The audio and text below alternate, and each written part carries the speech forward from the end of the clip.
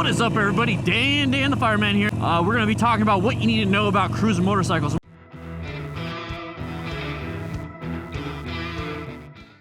All right, we're going to jump into it. And first of all, cruiser motorcycles are freaking comfy. The comfort you get with them. I'm sitting up here, nice ergonomics. It's great. They are perfect for laid-back, long-distance journeys, usually characterized by their upright seated riding position, relative riding comfort, and large size. Honestly, I had to take 7 takes on that one. I probably editing it all together because you got to focus on the ride. Anyways, yeah, so I'm sitting up here, nice upright seated position. This is perfect. My arms have a slight bend to them. I'm not leaned over. I'm not leaned back or anything. I'm slight bent to them. I have this nice ergonomic. I'm sitting upright. I have my feet right below me. It's great. I love it. And I can do this for long distances. And if I ever feel like changing it up, I could always, lay down on a tank bag, or I can, get highway pegs and put my feet out and relax a little bit more. The comfort levels of this is just amazing. It's just amazing. I love it. And you need to know about that. You need to know about that because a lot of cruisers are designed for that comfort. And I'm going to jump into the whole personalization right now. So personalization, you can make it whatever you want. And that's what I was talking about, is you can put a tank bag here so you can relax. And I talked about my handlebars have a slight bend in my hands. You can have ape hangers. I used to have clip-ons down here. I had it plasti dipped. Before I had the saddlebags and sissy bar, I had it super cafe'd out. And then on top of that, I had off-road tires, and I took this thing off-road. Don't recommend it. I do not recommend it, but I had a ton of fun. And that's the cool thing, is that you could customize and make this whatever it is you want. Whatever it is you want. I got different grips. I got different gas cap. All these different things. It is amazing. And I'm going the speed limit, 45. You boy. Not going to get pulled over today. And you can make it whatever you want. Put highway pegs on it. Make this the long distance cruiser you want. You can make it the cafe racer. You can make it the scrambler. You can make it a flat tracker. You can make it whatever you want. And that's what I love about these things. I absolutely love about cruisers. And it's not just Sportsters, Harley Sports or Harley Davidson that makes cruisers. Remember, there is a ton of different manufacturers. Honda makes some great cruisers, the Honda Rebel, and then the Honda Shadow, and a bunch of others. Just check them all out. You don't have to have a Harley Davidson to have a cruiser. You can personalize it however you want. The ease of maintenance. I'm able to work on my own bike. That's the great thing. I'm able to work on my own bike, and most cruisers that I've found, that I've seen, make it easy to work on the bike. And I know some sport bikes, you have to take the fairing off to change the oil. You got to go dig deep. You got to take all these different parts off just to get to it. And that's cool in its own aspect. That way it's not just out there. But if you want to work on your bike and have it a little bit easier than a typical sport bike or anything like that, get yourself a cruiser.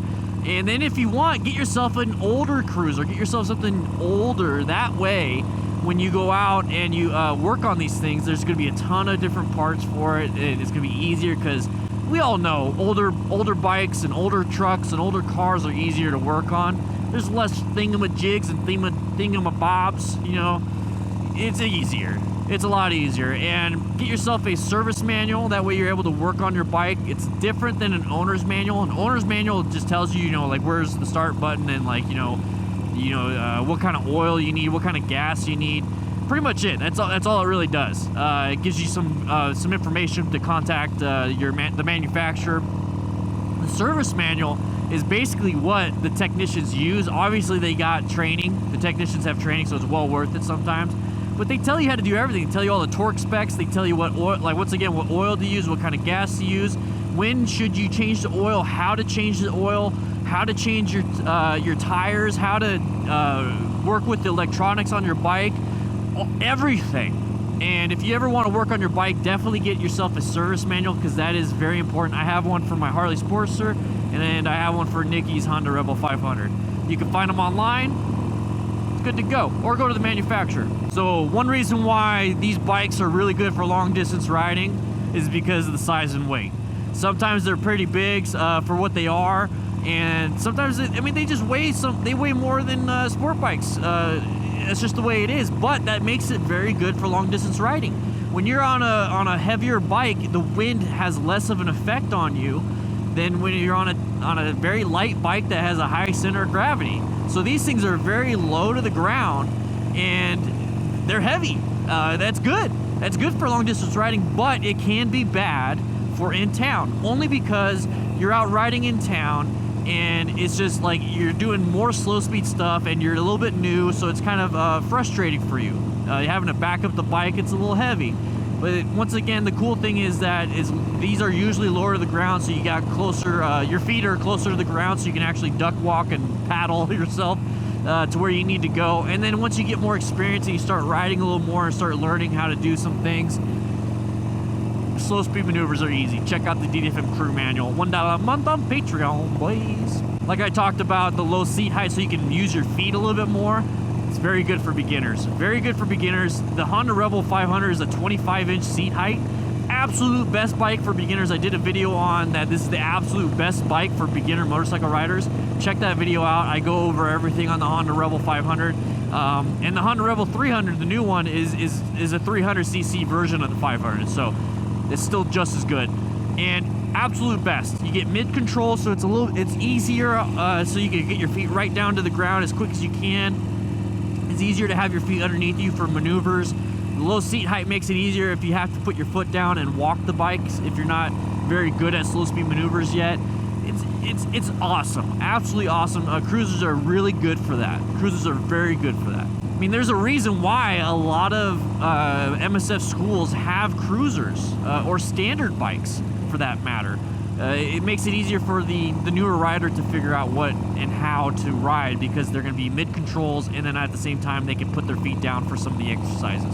This is a pro and a con. This is a pro and a con. Slower acceleration. Pro, you're not going to go crazy when you're accelerating as a beginner. Con, maybe after you're a beginner and you're more of a novice and kind of maybe even an expert, who knows, you're going to probably want to have faster acceleration. Who knows? It's all personal preference, to be quite honest. But these bikes can still be very fast, but they're typically slower than sport bikes, so be aware of that. Sport bikes are going to be faster. They're typically going to be faster off the... I got to cover. Yeah. Double checking safety. They typically are, and sport bikes will get faster off the start, but I'm going to tell you what. Once again, personalization. I've upgraded my air intake. I've upgraded my exhaust. I have a Vance & Hines fuel pack, so it's auto-tuning, and it tunes my bike for a better fuel mixture. I have a new clutch installed. So, I mean, you can customize all these things on a cruiser, and my bike is freaking fast. It really is. For what it is, it's fast, and I'm having a lot of fun personalizing it. And that some people like fast acceleration. For me personally, I have no problem getting 0 to the speed limit in like half a second. I don't need to get 0 to the speed limit in a quarter of a second, you know what I mean? So at the end of the day, it doesn't really matter as long as you're doing the speed limit. So once again, thank you patrons for voting on this topic and let me know that this is something that you want to see. So if you guys want to see stuff that you recommend, check out my Patreon. It's $1 a month, and you get to vote on topics. You get to comment and talk to me, and check out the Discord. It's absolutely free. And if you're a patron, you're on Discord and you haven't linked up your Patreon and Discord together, you need to do it. You get a bunch of perks. All right, with that said, hope you guys ride safe, be safe, and I will be seeing you soon, boys. Oh man, I love this bike.